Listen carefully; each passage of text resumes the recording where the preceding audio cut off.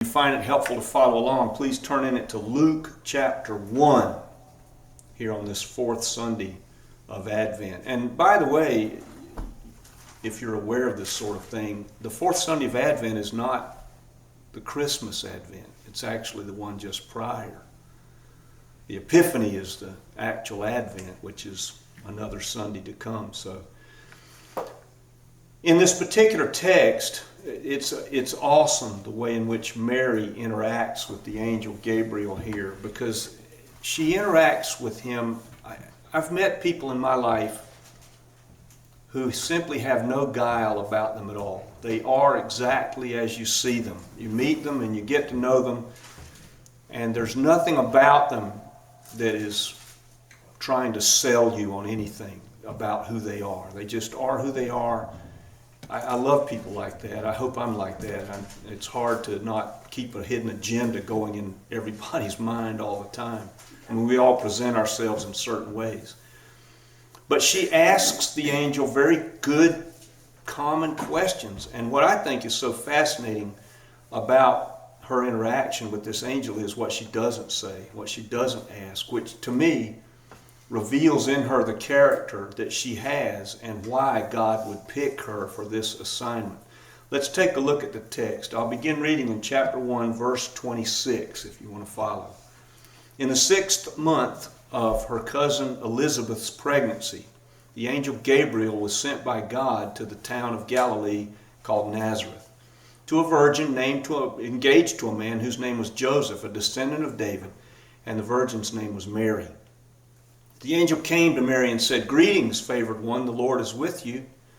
But Mary was greatly troubled by these words and began to wonder what the meaning of the greeting was. So the angel said, "Don't be afraid, Mary, for you've found favor with God. Listen, you will become pregnant and give birth to a son, and you'll name him Jesus. He'll be great. He'll be called the Son of the Most High. The Lord will give him the throne of his father David. He will reign over the house of Jacob forever, and his kingdom will never end." Mary said to the angel, "How can this be? I've never been with a man." The angel said, "The Holy Spirit will come upon you. The power of the Most High will overshadow you. Therefore the child to be born in you will be holy and will be called the Son of God. And look, your cousin Elizabeth has also become pregnant with a son in her old age. Although she was called barren, she's now in her 6th month, for nothing will be impossible with God." Mary said, "Yes, I am the servant of the Lord. Let this all happen to me according to your word." And Gabriel departed from Mary. So you've got Mary, this young Palestinian peasant girl who's engaged to Joe. And they're not married. They're just engaged. And in Jewish culture, that was a big deal. It's not like our culture. In our culture, if you get engaged and 3 months into the engagement, you decide, this isn't working for me. You just drop it off and move on and forget about the engagement. Not in the Jewish culture, because once you made that announcement, all kinds of family things became part of the mechanics of this. First of all, there would be from the groom's, the betrothed groom's family, gifts would be sent to the bride's family. Gifts would be given to the bride. The bride would actually acquire property that would be signed over to her legally. I mean, there are a lot of entanglements here just in being betrothed. There would be the gift giving to the bride's family was so that you gave in proportion to the bride's family's wealth. This was done so that you wouldn't have a poor guy marrying a rich woman, because the poor guy couldn't give gifts commensurate with the wealth of the rich bride's family. And then there would be a huge feast where all the families would come together, and there would be all kinds of statements of fidelity. They would exchange rings, just as we do, jewelry. And the only way you could separate a betrothal was by a divorce. It was a legal matter. You had to go before the elders of Israel and have a legal divorce in this process. And Gabriel comes to announce all of this to Mary, who's in this condition. Gabriel's got a good gig. I mean, he's been busy.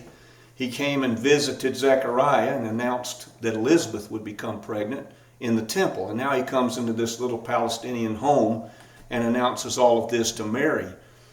Nazareth was not a nice place in Judea. As a matter of fact, when I was a kid, I used to watch the variety shows like Ed Sullivan or Andy Williams or whatever, the Carol Burnett, whatever show it was. And you'd have, in the variety show, there'd be a moment where you might have a stand-up comedian, and the stand-up comedians always said this. They said they called New Jersey the armpit of America. I used to hear that all the time. And after I moved to New Jersey, I'd have to say I didn't really understand it because I thought it was a pretty nice place. But anyway, that was the way it was spoken of. Well, Nazareth was the armpit of Judea, and everybody knew that. First of all, they had a dialect in Nazareth that was rough. So if you were from there, you were identified as being from there by the way you spoke. It's very much the way. And that dialect was seen as when they heard it. If you were, say you were from Jerusalem and you heard a Nazarene speak in that dialect, their IQ went down 50 points just because you understood the accent. Very similar to the way it is in the Northeast when we go up there. My IQ drops 50 points as soon as I show up. They were stigmatized for another reason, and that is Galilee is the Galilee of the Gentiles. That's how it was referred to. The northern parts of Judea were up close to Samaria, and the Samaritans, being the mongrels of the Jewish nation, because they had intermarried with the Assyrians 700 years prior to this, and history never dies, they were not appreciated at all. They weren't seen as good people. They weren't seen as the kind of people that anybody would choose for anything official, let alone to be chosen as the bearer of God's Son. So the term Nazarene meant a despised person. The followers of Jesus were called Nazarenes. In Jewish literature, you see that, the sect of the Nazarenes. That was not a complimentary term at all. So this all folds together for me and makes a ton of sense in that God chooses that which is not to bring to nothing that which is, just as the letter to the Corinthian church says. God seems like he enjoys irony to some degree. It just seems like it makes good sense to him because you've got a ton of stigma attached to Jesus before he's ever in the world. First of all, a carpenter was not a highly esteemed trade. You had a stratification in the society in Judaism. You had tanners who were unclean. They were outside the whole society. You then had shepherds. Shepherds were very low in the stratification of Jewish society. You then had, below the shepherds, you had people like foot washing slaves and house servants. But just above the shepherds were the carpenters. They just weren't seen as a valued member of the society. It was a lowly trade. And we know that Mary and Joseph were poor because when Jesus went to be dedicated at the temple on the 8th day after his birth, which was common Jewish practice, you're circumcised and dedicated on the 8th day if you're a male child. The only offering they could give were the 2 doves, which is the poverty offering. So, Mary standing in front of this angel, and you notice the angel has the direct command from headquarters because it always happens. Fear not. I mean, if you're standing there in your house and an angel shows up, it's going to be scary. I think it was always scary. You remember we read from Luke chapter 2 this morning regarding the shepherds in the field. They were terrified. It's scary when an angel shows up. It's not something that's welcome in a lot of ways. And so the angels have it from headquarters, just go ahead and say it. I mean, even if they don't seem very afraid, just tell them fear not because it's going to come. But Mary asks questions of the angel, and the questions are good ones. They're all good ones. I have had people look at this text and say to me, well, don't you think it's kind of wrong for Mary to question God? I mean, after all, an angel shows up, shouldn't she just say, God's telling me this stuff, I'm not going to ask any questions? I don't think that's the case at all. Mary's questions are not questions from a lack of faith. They're questions of faith. She believes all this is going to happen just as the angel says, but she just wants to know, what are the mechanics of all this? I'm not married. With all that entails in Jewish culture. So, there's a stigma already attached to all of this. As an evangelist I used to travel with said, of the whole gospel message with regard to the birth, it's a crazy plan. And it is a crazy plan when you think about it. Small town, Jewish culture, everybody knows everybody. I mean, Nazareth, we estimate that Nazareth had anywhere from 400 to 800 people total. So everybody knew that this whole pregnancy thing was a problem. Imagine, and I've said this almost every Christmas at some point in some sermon, but it's just something that sticks out to me about all this. I imagine Joseph and Mary. Baby bump is growing. It's getting close to the time for the birth. They're going to have dinner at Joe's house. And the parents are looking at Mary. Joe's parents are looking at Mary and saying, what's going on here? Then Joe goes and has dinner at Mary's house, and the parents are looking at Joe and saying, what happened here, Joe? And Joe's saying, it's not mine. She says God did it. Oh, can you imagine? I mean, just imagine being in our culture today and somebody saying that God, this is, God said I was going to be pregnant. Right. We believe that, surely. I mean, come on, Mary. That's just, and there's a lot going on here with regard to this. That God is engineering something here that's very critical. There's a reason that all this stigma is there. And the stigma followed Jesus all the way through his time on the earth. John chapter 8, we know who our Father is, Jesus. Do you? That's the implication there when the Pharisees were speaking to Jesus. And you see all this and you say, it's almost embarrassing for God. And I think it is embarrassing for God for a good reason. I remember when I was working in heavy construction, you may not be aware that construction has layers of various types. You have residential construction. We all know what that is. You're building houses. Then you have commercial construction where you might build a high-rise building. But then you have something called heavy construction. Heavy construction is where you build a power plant or a dam or a bridge. And I was doing that. Occasionally, the way they break it down is you have a project manager, then you have superintendents that report to the project manager, just a few of them, and then you have foremen. And each foreman is over a crew that does a specific task, and there'd be dozens of them. Well, the foreman was somebody who had come up through the ranks. They had been a laborer and then perhaps a skilled person, welder or carpenter or whatever they were, iron fitter, and they had risen to the place where the company said this person needs to be in charge of some people working. We feel like that would be better. And so they became a foreman. Foremen, being human beings, get sick and they sometimes can't come to work. And so the office would send an engineer. There were usually about 10 or 12 of them in the office to come out there and substitute for the foreman. When the engineer came out there, if you shook hands with the engineer and you were one of the workers, you were shaking this nice soft hand because they didn't do anything but push papers around and punch calculators and stuff. I'm not disparaging what they were doing. I'm just saying that you could tell this was not a person that handled tools for a living. Well, we as the workers did what they told us to do, but we really didn't respect them because they'd not come up through the ranks.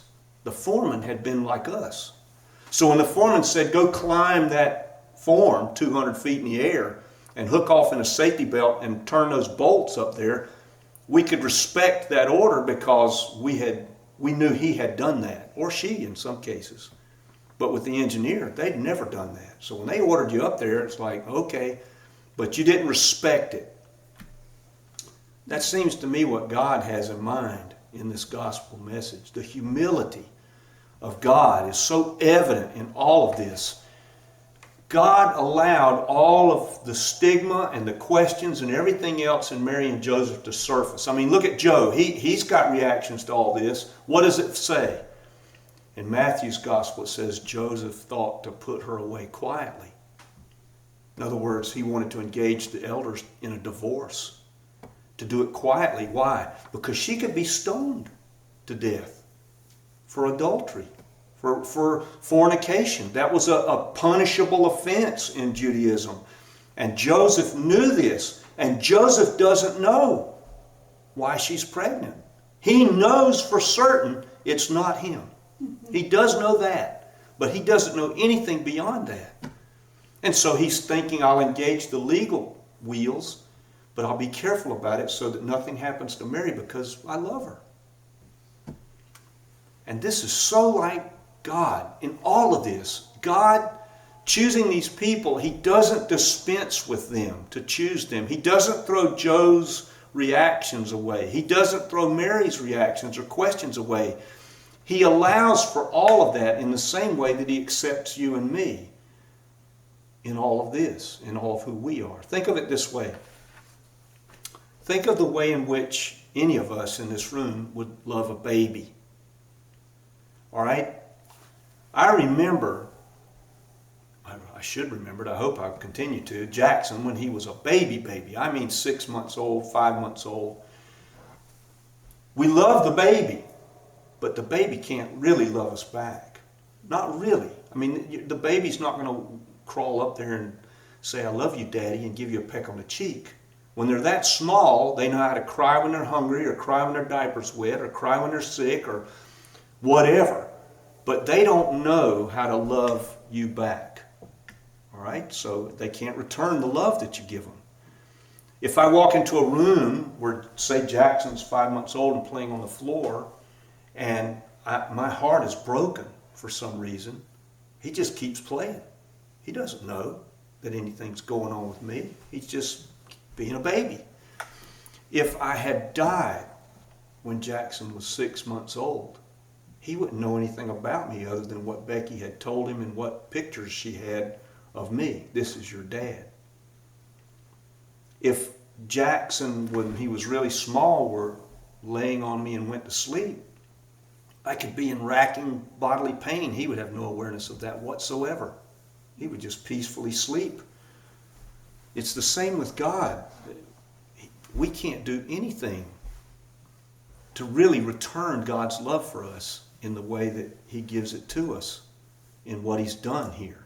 We're oblivious to the fact that God is in pain over us because of the way in which we've lived and the things we've done and the ways in which we've offended God. I mean, I can look at my own life and say there are plenty of those. So for me, the Christmas narrative and Advent it's a kind of celebration of my own sublime, blundering ignorance as to how much God really loves me. I don't grasp it at all. And the reason that God orchestrated Jesus' birth in the way that he did, you look at every bit of it, it all has stigma attached to it. Can you imagine in your own mind a more lowly person in the way that Jesus came into the world than Jesus himself? I can't. I can't think of a way that you could reduce the status of someone in a culture as much as God allowed the status of Jesus of Nazareth to be reduced via the way that he came into the world. Why? Because God comes underneath us. There is nobody that God looks at. We talked about it a little bit today when it was mentioned we should pray for the new president coming in because God can change any heart. That's true. Because no matter how corrupt or how vile or how poor or how ignorant anybody is, the Advent tells us that God is coming underneath them, not above them. He comes underneath. That's why all the irony. That's why the stigma. That's why God has chosen to do it in the way that he has, so that he could come underneath. I don't know where everybody is today, but if I've said anything about which you've got a question,